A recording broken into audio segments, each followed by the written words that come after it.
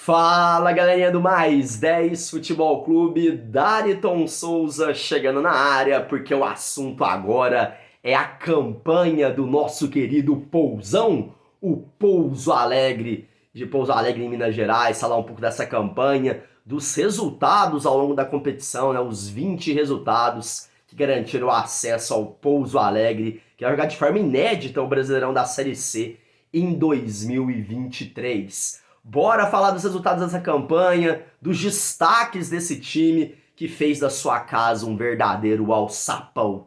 O grande destaque do Pouso Alegre, além, claro, do time, né, da comissão técnica, é também da sua torcida, que fez um alçapão praticamente todos os jogos e ajudou o Pouso Alegre em menos de quase 5 anos, né, 4 anos para ser mais exato, sair de uma segunda divisão mineira para disputar uma Série C no ano que vem. Que grande façanha do Pouso Alegre.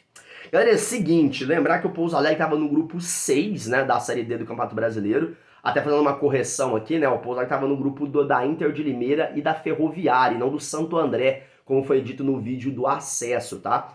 E mesmo vindo de um quase rebaixamento do Campeonato Mineiro, o Pouso Alegre deu uma volta por cima, reformulou o time, fez algumas mudanças importantes, e fez um grande campeonato e conseguiu acesso de forma muito merecida, porque passou por times muito tradicionais e conseguiu uma vaga muito grande, desde o início, passando por situações difíceis e em grupos bem complicados. Na primeira fase, nesse grupo 6, né, a equipe teve 26 pontos, terminou como líder do grupo, foram 14 jogos com 7 vitórias, 5 empates, apenas 2 derrotas, né?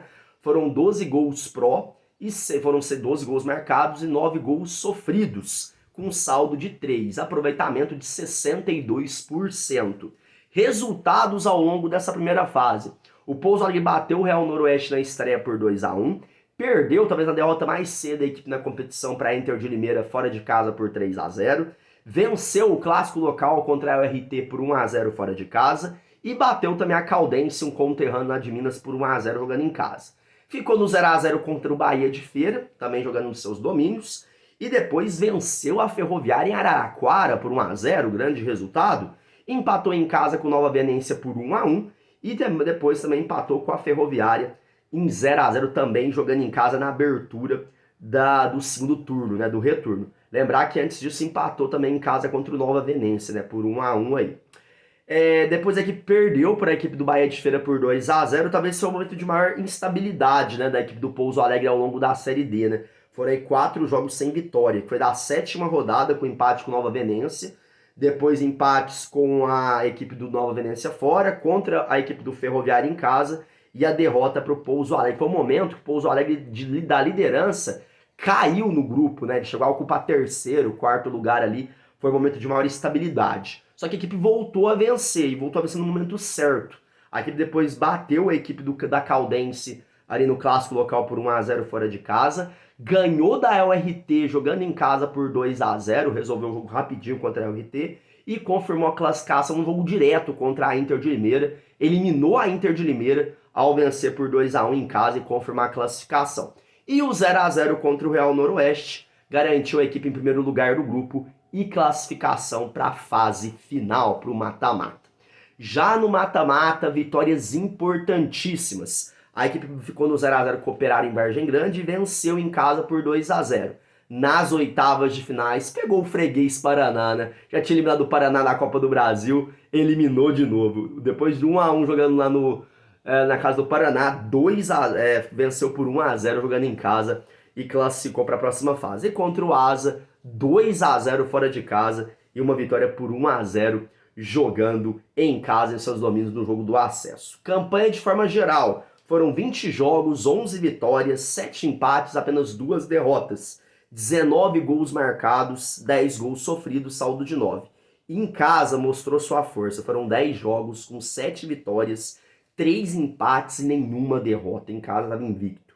E fora foram 10 jogos, 4 vitórias, 4 empates e 2 derrotas.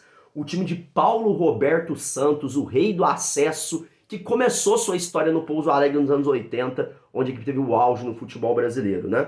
E depois passou por São Bento, Rio Claro e conseguiu também grandes acessos. O time fundado em 15 de novembro de 1913, ou seja, o Pouso Alegre é um time de 108 anos de história, a fundação dele, mas só retornou aos gramados em 2018, né?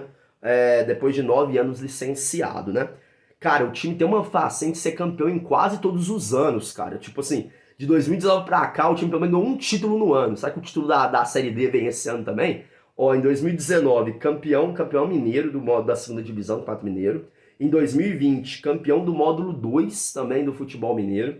Em 2021, campeão da Taça Inconfidência, que é um torneio lá de Minas Gerais, né? Fez história na Copa do Brasil, como eu disse, eliminou o Paraná Clube na segunda fase da Copa do Brasil. E para destacar e para a gente poder encerrar esse vídeo com chave de ouro, além, é claro, de parabenizar essa grande torcida do Pouso Alegre, que fez desse estádio um verdadeiro alçapão, 4 jogadores que estão nessa campanha desde 2018, desde quando o time voltou. O Matheus Roldan, volante, Danilo, zagueiro, o Cairo, goleiro, e o Foguinho, lateral. Parabéns, Pouso Alegre, parabéns! Agora é pensar na semifinal e no título.